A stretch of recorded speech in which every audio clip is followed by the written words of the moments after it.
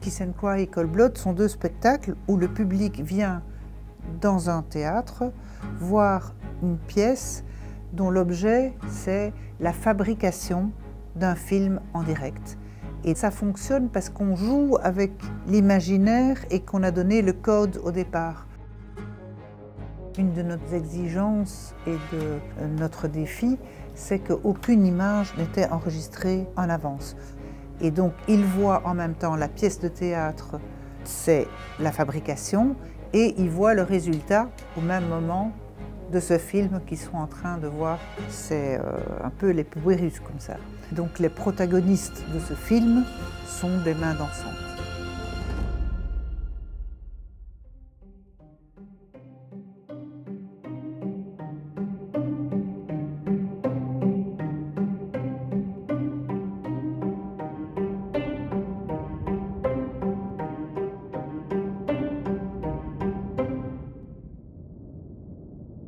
Il y a très longtemps, avant, je crois que c'était même 5 ans avant que Kiss and Cry est né, Jacques-Auvin Dormal, qui est mon compagnon aussi dans la vie, qui est réalisateur de cinéma, et moi-même, avec mon assistant de l'époque Grégory Grosjean, on avait fait un chantier, une étape de recherche avec une compagnie de théâtre transquinquennale.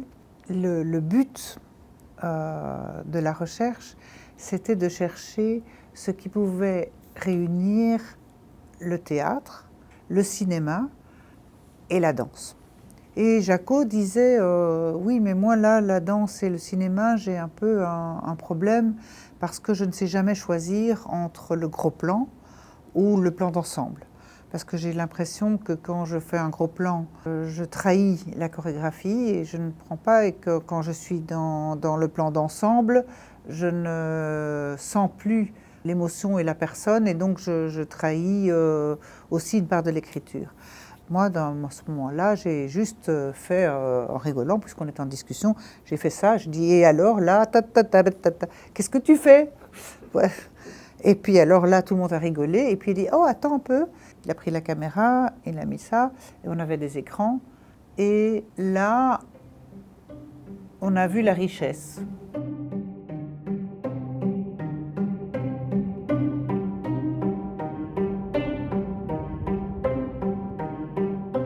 Chaque personne sur le plateau a une partition qui tient dans une partition commune pour de l'art vivant. C'est presque comme un jeu de domino qui est hyper bien réglé, où chacun a sa responsabilité et ça pour que tout puisse se faire. Beaucoup de fonctions sont multiples, parce que Denis et moi, on est les protagonistes danseurs, mais aussi parfois on est manipulateurs. On transporte une table pour aller le mettre pour l'endroit, parce que c'est sur notre chemin. Tout le monde a une chorégraphie, la caméra a une chorégraphie, la personne qui fait la manipulation a une chorégraphie. Puis mais j'associerais aussi Sylvie Olivier, qui est une scénographe avec qui il travaillait aussi pour ses films. Thomas Gunzig, qui est aussi un ami et qui est un auteur littéraire. Et voilà, c'est comme ça que c'était né, et on a commencé sur la table de la cuisine, à la maison. Et quand on a fait Kiss and Cry, à la fin, on a été très étonnés de voir la salle debout qui était content. On ne savait pas du tout qu'on allait encore, 10 ans après, continuer à le tourner. Gisèle n'aimait pas le monde, et elle savait que le monde ne l'aimait pas. La première fois qu'elle était tombée amoureuse, ça avait duré 13 secondes. Le train avait dû freiner. La danse de doigts, je crois que c'est vraiment bête. Les spectacles Kiss and Cry, Cold Blood, c'est-à-dire l'assemblage avec la caméra, le son, les textes de Thomas et de tout ce que nous on fait, je crois que c'est unique et je crois que ça apporte émotionnellement beaucoup à tout le monde. Il y avait eu 5 hommes. La nuit, elle regardait leurs mains.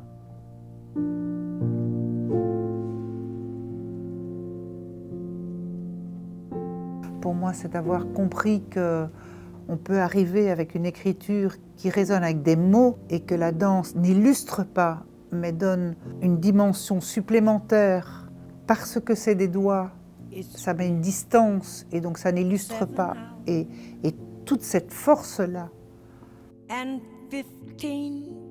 je trouve que là, on touche quelque chose qui m'intéresse hautement et qui m'apporte beaucoup.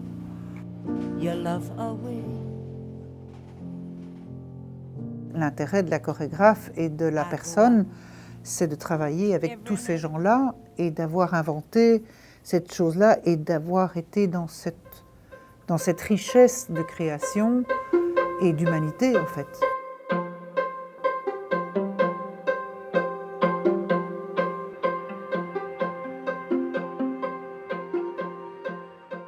Lors de la création, en fait, ce qui était très riche et très appréciable, c'est qu'une fois qu'on a formé une équipe, tout le monde, on était en recherche. We have very, very special positions. C'est le poulet un peu. C'est on top. Cadré. Et axe. On pouvait tous proposer quelque chose et avoir un désir qui était sur le terrain et la profession de l'autre. Si Sylvie avait une idée chorégraphique mais ne savait pas comment la réaliser, on était tous au service de cette idée pour voir ce que ça allait donner.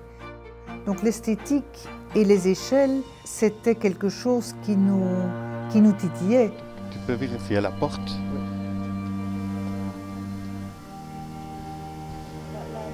Et si jamais on va là, on a une perspective et on a un truc. Ah oui, non, c'est bien, vas-y, va un peu plus loin. Va. Et donc, on était tout excités sur cette création instantanée et d'échange, en fait. Top. Hop là. Voilà. Ok. On n'avait pas envie de dire qu'est-ce que ça allait être le scénario et la finalité, parce qu'on ne le savait pas. Ça s'est décidé 2 semaines avant la première. Ah, ça va être 5 histoires d'amour, parce qu'il y a 5 doigts dans une main. Et si on avait su ça avant de déposer le projet et que ça avait été dans l'écriture, ben le spectacle n'aurait pas été ce qu'il était. Et Colblot s'est fait dans la même façon. Et ça, c'est de nouveau précieux. Mais bon, c'est parfois pas facile de trouver alors des moyens. On donne carte blanche pour qu'ils fassent un spectacle, mais on ne sait pas ce qu'ils vont faire. Donc ça, c'était plus compliqué. Ça, c'est compliqué. Ça, c'est la séquence Grandes émotions, parce qu'elle filme les rails à toute vitesse.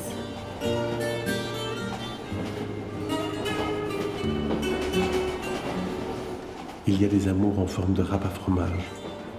Pour le fromage, c'est En bien. ce qui nous Pour le concerne, reste, ça sert à rien. on s'est amusés comme des enfants.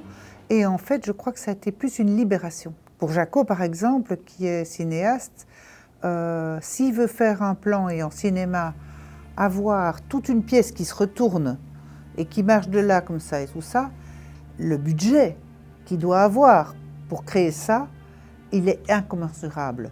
Ici, il a pris une boîte en carton, il a fixé la caméra et il fait ça et tout, et on a tout le bras et l'émotion, elle est la même. Est-ce qu'il y a eu des disputes? Je dirais que les tensions n'ont pas existé au moment de la création. Après, ce sont des personnes qu'on se connaît très très bien. Connaître quelqu'un, c'est aussi connaître ses peurs. Aimer quelqu'un, c'est aussi prendre soin de ses peurs.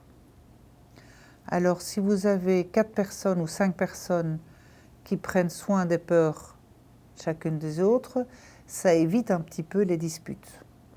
Ça donne une possibilité à plutôt faire de l'humour que plutôt à partir en pétard.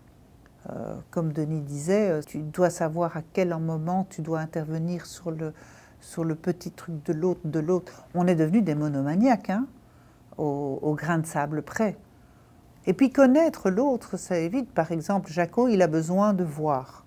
Ici, il a une idée, il ne va pas pouvoir penser à autre chose tant qu'il n'a pas vu ce qu'il voulait voir. Parce que sinon, il est perturbé. Donc, il suffit de le savoir. Je crois que c'est un beau conseil pour tous les collectifs. Voilà. Mais bon, ici, c'est une collectivité dans le travail. Et puis après, tout le monde est retourné dans son secteur. Il y a un tout petit peu de maturité aussi à avoir.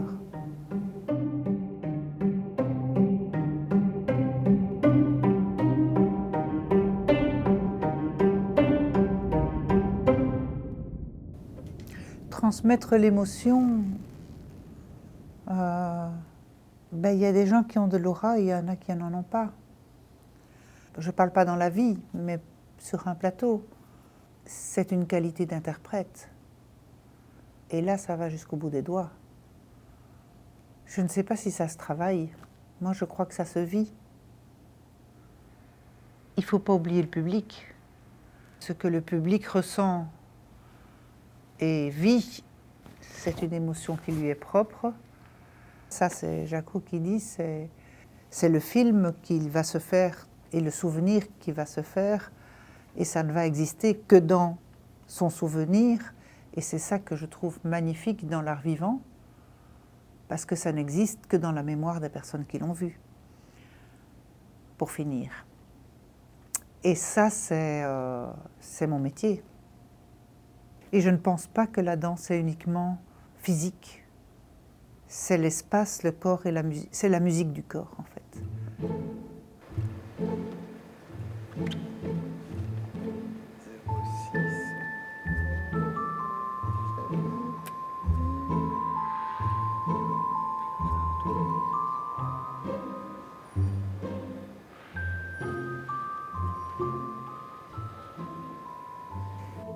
Je danse depuis que je suis toute petite.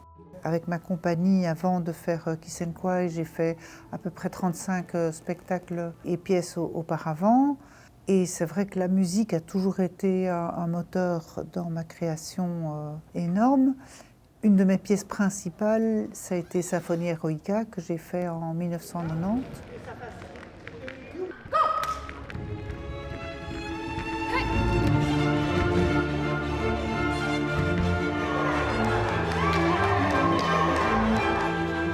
Qui a eu un succès assez incroyable. C'est pour cette danseur, je l'ai repris quand j'ai dirigé Charleroi Danse en direction artistique en 2006. Symphonie Eroica, c'est toute la symphonie de Beethoven et c'est vraiment un appel à la danse. Chaque fois, en fait, mon inspiration, elle part d'un détail, parfois d'un texte, parfois d'une musique, parfois d'un geste. J'aime que le danseur est toujours une personne et jamais un être et un corps abstrait.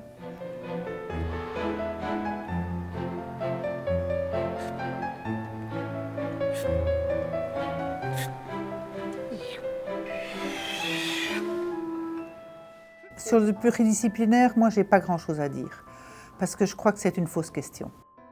Je crois que ça peut être une richesse, de nouveau, si on partage ce désir et si ça s'impose à soi. Mais je crois qu'il y a des œuvres qui ne sont pas du tout disciplinaires et qui sont d'une richesse. Et je crois qu'on ne doit pas imposer à un artiste aucune forme, que toutes se valent, toutes peuvent être grandioses et magnifiques et honnêtes. Est-ce que le pluridisciplinaire, c'est pas aussi quand il y a plusieurs créateurs ou esprits créateurs qui se mettent? On en voit de plus en plus parce qu'il y a une ouverture à l'autre. Et ça, c'est super.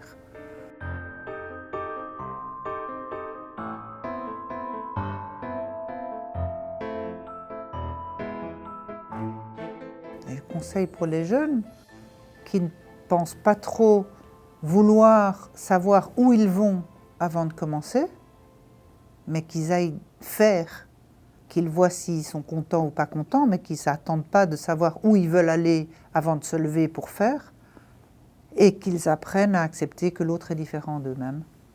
Et que s'ils ont besoin d'être tout seuls, qu'ils acceptent qu'ils ont besoin d'être tout seuls. En fait, c'est l'acceptation. Et se dire qu'on ne doit pas spécialement obéir à une chose toute faite. On peut dire que là où on a envie d'aller, on a le droit.